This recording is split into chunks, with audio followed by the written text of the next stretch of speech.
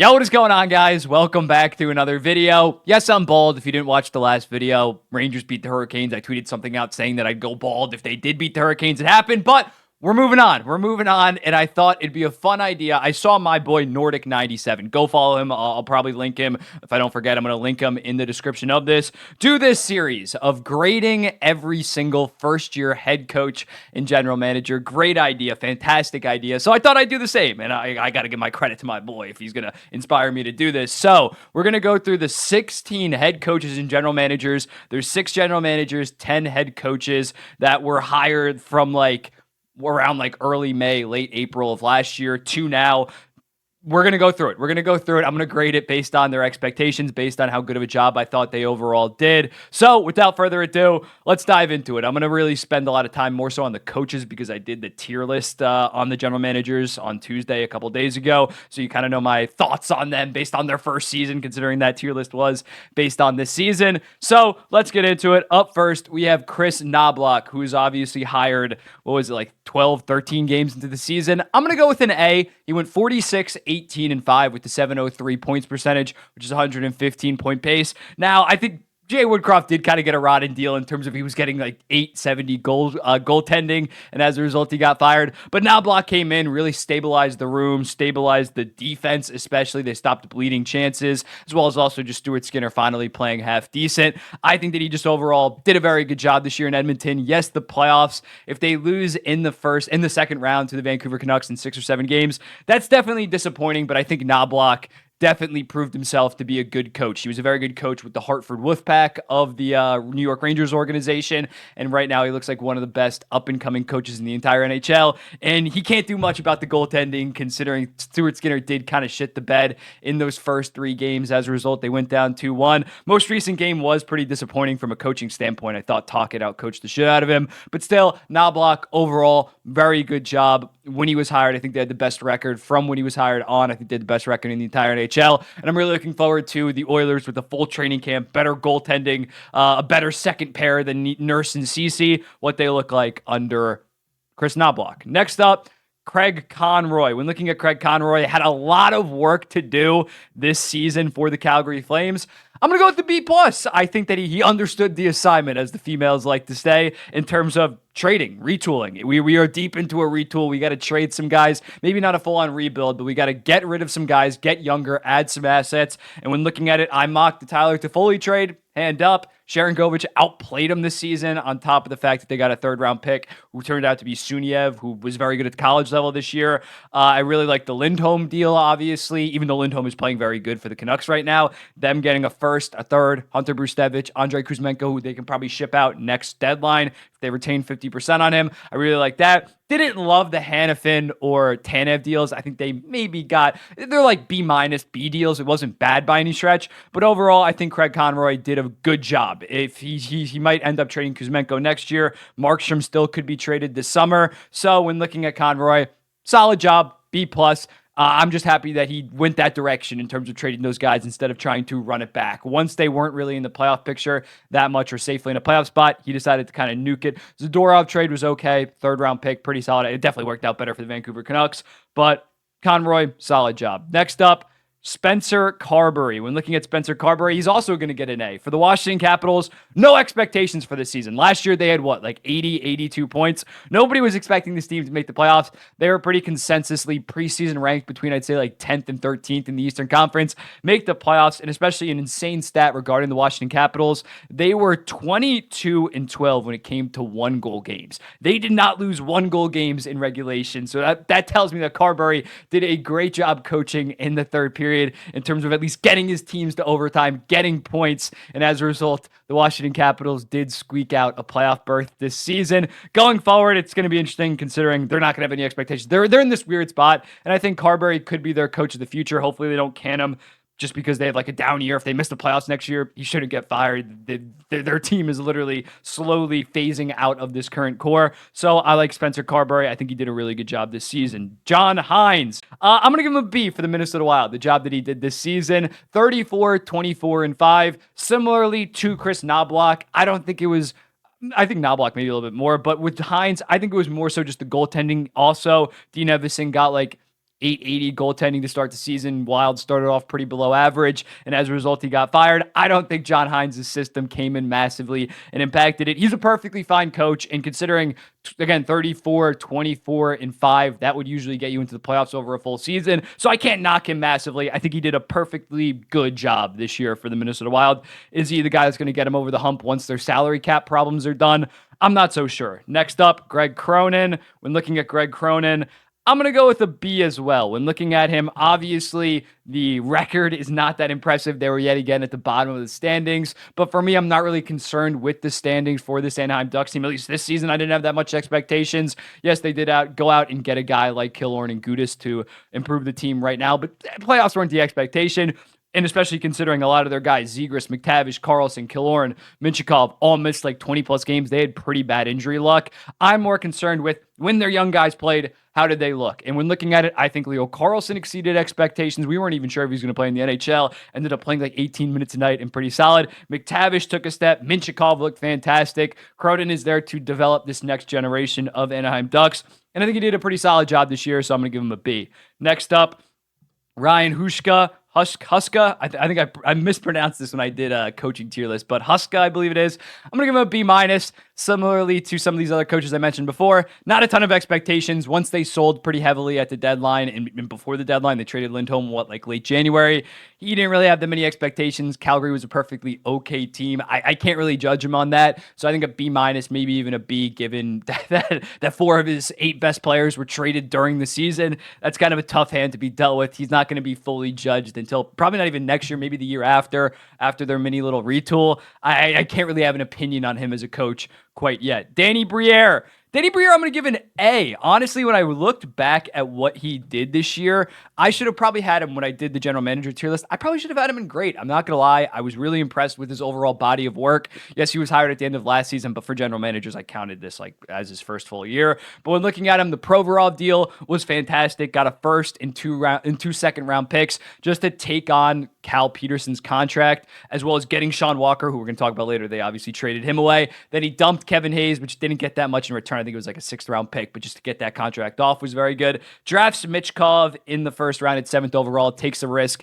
As long as Michkov comes over, that's going to be looked at as an absolute steal. Oliver Bonk, I thought maybe was a little bit too high at 23rd, 24th overall. He was very good this year for the London Knights. That pick is progressing very well. And Denver Barkey, another guy in the London Knights, 3rd-round pick, 96th overall. That looks fantastic for them. So he killed the draft. Traded for Massimo Rizzo. Yes, we can talk about Cutter Gauthier. He didn't want out, but he also got Massimo Rizzo, who's not the same level of prospect, but got him for basically nothing. Gauthier, that stinks, but it was from a previous regime that it seemed like Gauthier made his mind that he didn't want to be a Philadelphia Flyer. Briere couldn't really do too much in terms of that. So when looking at it, Gauthier could have stayed another year in college and then have his rights be up, or maybe he would have stayed another year after that. So the fact that he at least got a 2nd-round pick, that could be decently high next year. It's Anaheim's 2nd-round pick. So that could be like 40th overall. That's basically a late first, as well as Jamie Drysdale was an okay return given the circumstances. And then at this year's deadline, trade Sean Walker just to take on Johansson's contract and gets a 1st-round pick. Very, very good first year for Danny Briere. It kind of stinks that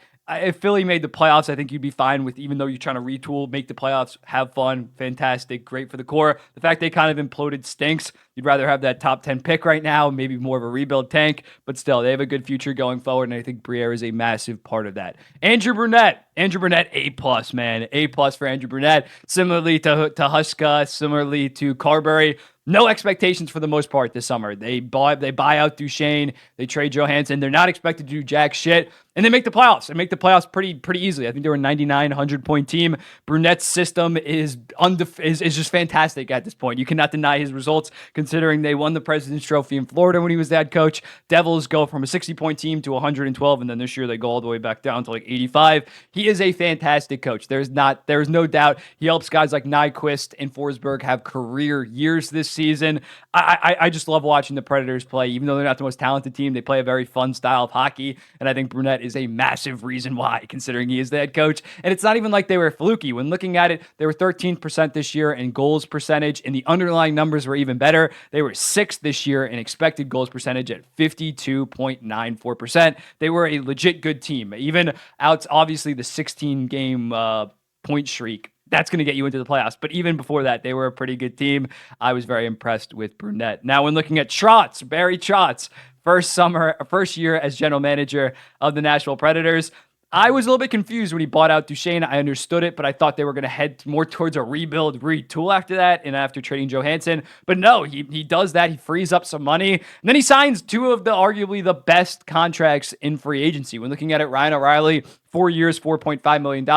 I think that's probably the best deal of 2023 free agency. Yes, Duchesne for this year was better at $3 million, but has no term. When you look at Ryan O'Reilly, the next 3 seasons at 4.5 is a steal, as well as Nyquist at 2 years, 3.185. He had 70 points this year. So I was very impressed with Barry Trotz. This year, he navigated the deadline in a decent way where he traded away some expiring guys in order to get some assets back, but also traded. It was like he just exchanged mid-round picks, shipped some guys out for mid-round picks, got some guys from mid-round picks. He's not fully committing to the score because he probably kind of knew that they weren't going on a Stanley Cup run, but going forward, they have a very good future. Next up, Jim Hiller for the Los Angeles Kings. I'm going to go B-. When looking at it, solid regular season, 21, 11-1. That's actually pretty darn good for the LA Kings after they fired Todd McClellan. But in the playoffs, it was just, they couldn't stop a nosebleed, especially on the penalty kill. They could not stop jack shit. And I think some of that, although there is a massive talent deficiency in terms of the offensive firepower between the LA Kings and the Edmonton Oilers,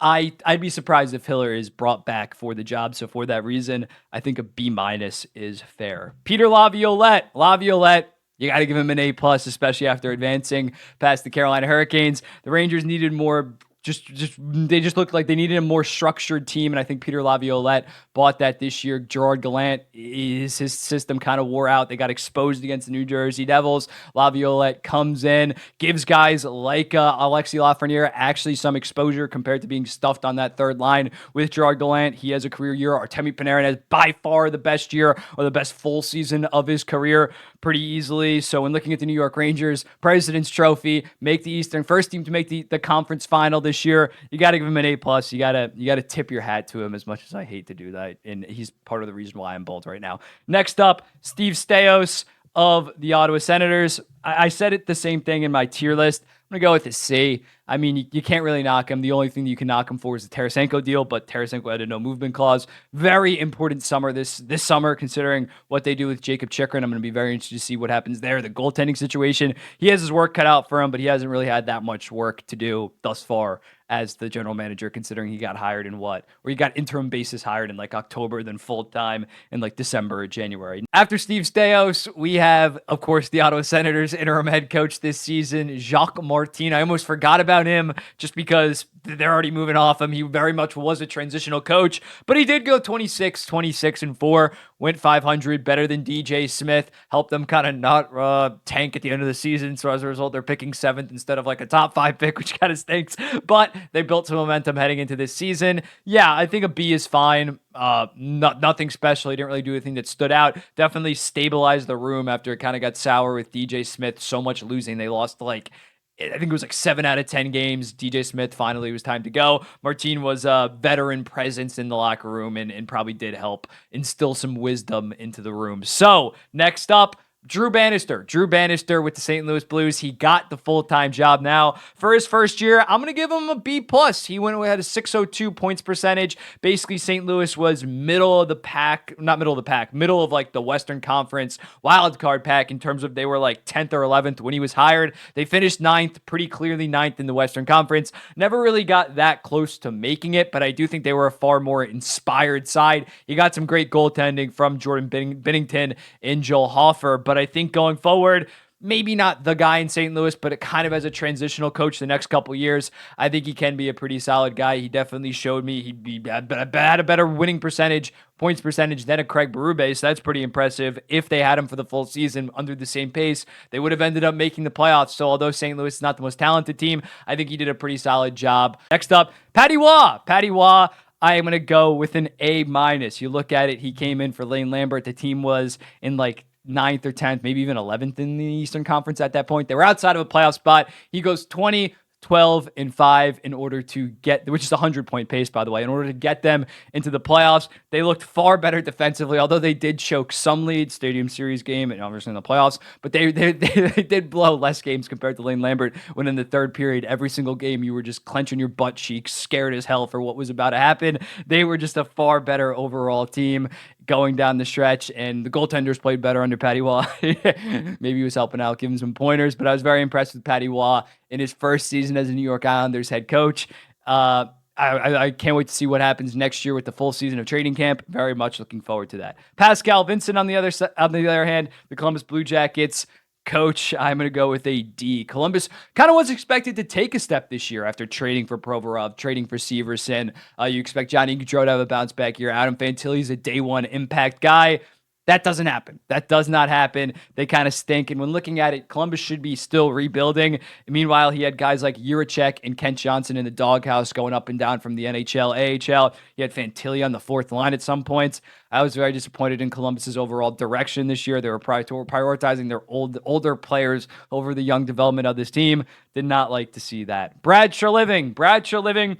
I'm actually going to go with the C here. When looking at it, one thing that you got to mention with Brad Treliving is the fact that he actually got a steal in the 2023 draft. When looking at his moves in terms of helping this team win now, I think it's probably a D+ or a C-, but you cannot ignore the fact that Easton Cowan at 28th overall went from the biggest reach on draft night to now him having 96 points in 54 games in the OHL, winning OHL MVP, winning OHL playoff MVP. That pick is looking fantastic. Not saying he's a shoo-in, but I thought they did really good in the draft. With that, when looking at it, he also re-signed Austin Matthews to what appears to be a pretty reasonable contract if he can consistently put up 60+ goals, 13.25. William Nylander deal kind of waited a little bit too long to have that happen. Maybe paid a little bit of a premium. But in free agency, Domi and Bertuzzi, solid deals, one-year deals, which could be very interesting to see if he does bring them back. But for that 1 year, pretty solid. The Klingberg and Reeves deals were apocalyptically bad when looking at it. Reeves still has 2 more years at $1.35 million. Klingberg played 14 games. He had 5 points in 14 games before they shut him down. Career's probably over. Yeah, he was not good at all. But when looking at it, they didn't do anything at the deadline as well. Pretty disappointing for Treliving, but I don't think it was an absolute disaster class. This was kind of a lost year, and as a result, he didn't really do much once the season fully got going. And then lastly, we got Kyle Dubas. I am going to go with a D+. I like the Braden Yeager selection. What was that, 14th overall or maybe 15th? But I like that selection, so that's one thing going in his direction. But then you look at it, signs Lars Ehler, Nola Chari, trades for Riley Smith. Those deals kind of fall on their face, especially Riley Smith at $5 million was not worth that.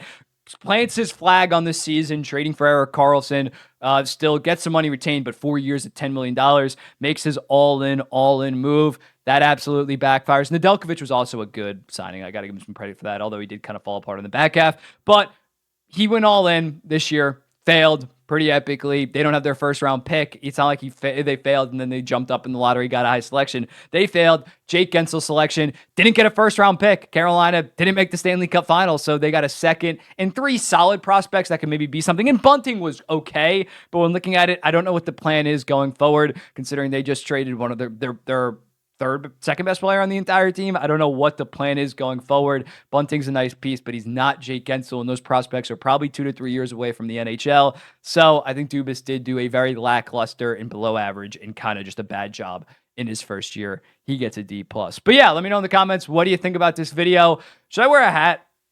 I think it's going to grow back in like a week or two. It won't be that bad. Right now it is pretty bare bones, but let me know in the comments, what do you think? And I'll be seeing the next one.